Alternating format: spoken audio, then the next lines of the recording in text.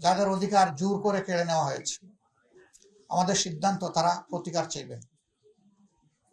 সুনির্দিষ্ট সময়ের ভিতরে যদি আমরা প্রতিকার পাই তাহলে এক কথা, কিন্তু যদি না পাই তাহলে এখানেও আমরা বাধ্য হব আমাদের পথ ধরতে।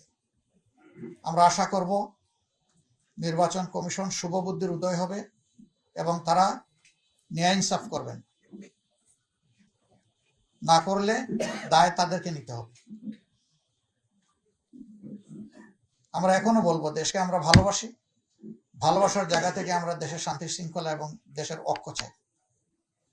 আমাদের স্লোগানই ছিল ঐক্যবদ্ধ বাংলাদেশ।